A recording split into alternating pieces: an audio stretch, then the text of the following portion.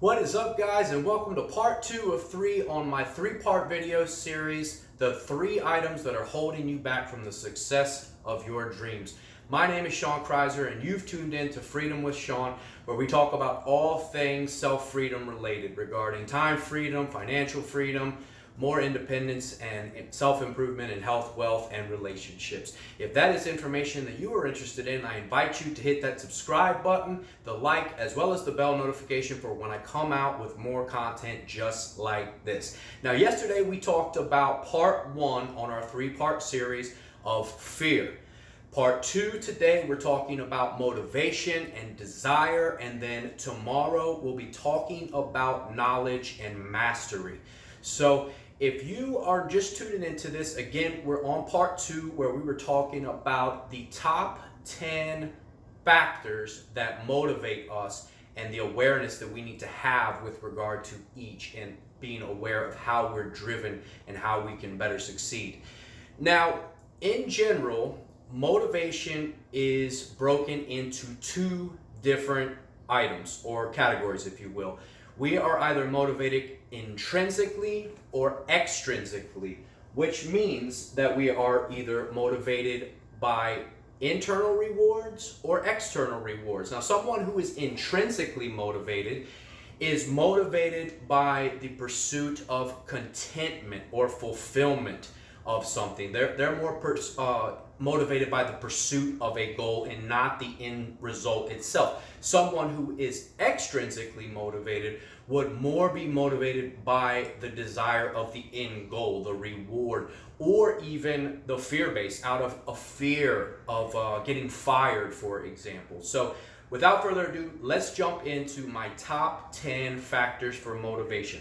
Number 1 on the list, achievement. Individuals who are motivated by achievement are not necessarily motivated by the end goal. This is an individual who enjoys the process and not necessarily the reward, whether it's monetary or a gold medal or something like that. They enjoy the process and being a part of something. Number 2 on the list is just the opposite. The next factor is incentive or reward. So someone who is motivated by an incentive or a reward does not necessarily care about the process, but they are motivated by the end result, whether that is monetarily or otherwise. Now, while the 2 can look as though they're opposites, they can work prodependently or interdependently with each other. For example, if you are motivated by getting a raise and you think that the end result of getting and achieving that raise is your motivation, you may end up finding that you enjoy the complexity of the work or the process of which you need to do something in order to achieve said result. Now, the third factor of motivation is fear. And fear is something that is often, we talked about a lot of fear yesterday with regards to, how we perceive fear in a very negative light in our society. But people who are driven by fear are individuals who are afraid of, say, getting fired. But a great example of not letting fear drive us in a negative way would be, think about, you have a plan to have a barbecue at your pool this summer, and your fear is your appearance and how you appear to others. So then you allow fear to kickstart your eating healthier or your exercising. And so we can, as I spoke about yesterday, allow fear to be a great motivating factor. Number 4 on the list is power. People who are driven by power are looking to control something, and that gives them a sense of motivation. Now, in our history, if we look back by people who are driven by fear, let's take Nazi Germany, for instance, on a mass scale. That is not a good way of allowing power to motivate us, but that is absolutely an example of where power can get absolutely out of control But say we take that down on a smaller scale and we look to gain power for ourselves. Now, there's a lot of ways in which we can do this on a smaller scale. And if you think about it, think about just, if you have a problem with making up your bed in the morning, you need to, again, project and say, I'm going to make a goal for 5 days, making up my bed in the morning. That will give you more of a sense of control if you see yourself taking necessary right actions and following through with them. So power can be on a very small scale, it can be on a very large scale, and we need to somehow find ourselves in the middle and having perspective of these things with the help of a mentor can absolutely do wonders. Number 5 on the list, affiliation and social motivations. Since the beginning of time, we as human beings have a desire to associate and to be connected with each other. So it's not a surprise at all that we are motivated by affiliation and being social. We were born to be social individuals. Many of us are looked at as extroverts and many of us are looked at as introverts, but we still, as human beings in general, have a motivation to be connected with one another on some scale. Socially speaking, a lot of times we can be motivated by our perception of climbing that social ladder, or affiliating with high class or wealthy or educated or smart or loving people.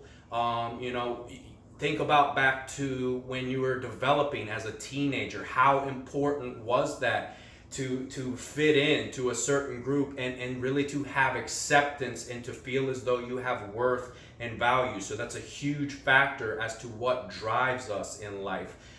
Number 6 coming in on the list is learning and competence. Now, this is very similar to achievement with regards to an intrinsic form of motivation. But someone who is driven on the motivation is more so just focused on the knowledge, on the value or the content in which is part of the process or the journey in creating a goal. So that individual, while the education and competence is learned on the journey, it gets a little bit more specific, and that is someone who is driven by increasing their knowledge and their competence, and therefore feeling as though they have more value to offer, whatever it may be, whether it is your business, it is your relationship, it is your, say it's exercise. So they have a more competence and awareness, and that might feed them into power as well. So the next factor for motivation, number 7, is expectancy theory. Now, expectancy theory is the expectation of a very specific goal or outcome. So when we are in expectations, we can have absolutely very realistic or unrealistic expectations. So therefore, we need to be vocal and we need to express what it is that we are expecting out of a course of action that we are taking. That is expectancy theory, where we project an outcome, we create a course of action, and we are motivated then by the expectation that we will check off the individual goals in which we have. Now, number 8, equity theory. Equity theory is the concept that you are motivated or driven by all things, people, concepts being created equal. People who are driven by equity theory motivation are individuals who want balance, not only in their lives, but in the lives of others. That would be someone in the workplace who believes that everyone is not only created equal, but they should be paid the same and treated equal for their percentage of given value for their fellowship or foundation or business or whatever it is that they are involved in. So the next one on the list, the last theory, is the arousal theory. Arousal theory is something that I can relate to. Arousal theory is based on being motivated by a high level of output or excitement or something that arouses and gets the blood pumping, something that's going to create adrenaline and excitement. An example of this might be special forces in the military, something that is high intensity. You might be a pro race car driver or something, one of those extreme sports, something that really creates arousal. And the flip side to this is that when that individual who is motivated by factors of arousal does not get that, they then become amotivated and lacking in desire to strive for bigger, better, and greater things. And in fact, they will slip into forms of depression. And the last factor of motivation, number 10 on the list, is attitude motivation. Individuals who are motivated by attitude would be an example of this, such as an individual who might, say, work as a volunteer at, say, a soup kitchen. An individual who is motivated by attitude is someone who gets great fulfillment or motivation by changing people's attitudes. Say they are helping homeless individuals by giving them food or shelter, and they see an attitude change, and they really witness a change in individuals. That's missionary work, for example. Or it can even be, say, in a corporate situation, someone where you're a mentor and you're providing value and you're teaching individuals who are below you valuable content in which they can then thrive and strive for bigger, better, greater things. My mentor always tells me, learn, do, teach, or share. And so the teach and share component would be a motivational factor by helping change people's attitudes, people's mindsets, people's perspectives. And we do so by instilling them with power, with achievement, and therefore incentive. So, all of the things here on this given list, they can often feed into each other. And, for me, take for instance, when I was a teenager and I was looking to become a bodybuilder. First of all, I didn't think that I could be a bodybuilder, and I was picked on as a kid. So I was driven by fear. And then fear eventually, allowed me to really work hard. And all of a sudden, I felt myself and saw myself and heard people validating me to say that I was absolutely, doing better, that I was seeing changes and I was getting praise and all these things. That gave me a sense of power. Then not only that, but it gave me a sense of affiliation and socialization, that I was then somebody special. In the process, I'm learning and I'm achieving, and at the end of which, when I actually achieved the goal of being the top bodybuilder in the country, I then became, had an incentive and a reward instilled in me, of which, was many. I was the 3-time top in Virginia in 1998, Mr. Teen USA. So a lot of different things there. That's arousal. I changed my attitude. And so, a lot of these things can feed into each other. And the point is that our motivations can start off one way and change in large part. So I am most interested to hear what you guys think about. Are you intrinsically motivated? Are you extrinsically motivated? If so, which of these factors do you find to be the most motivating for you? Are you motivated by achievement? Are you motivated by incentive or reward? Are you motivated by fear? Are you motivated by seeking power? Are you looking for affiliation or social status and growing that corporate ladder, that social ladder? Are you motivated by the process of learning and gaining in competence? Are you motivated by your expectations of yourself, the expectancy theory? Are you motivated by equity theory? Are you motivated by looking for more equality because you feel you are less than and you want to raise that standard? Are you motivated by arousal? Are you motivated only when something is super exciting and you get that dopamine and serotonin rush?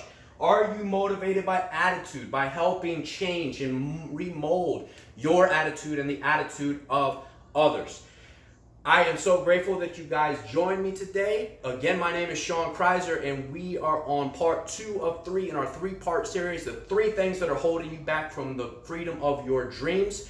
If you wish to see more content like this, please click that subscribe button and the notification and the like. Just click everything you see out there. It doesn't matter.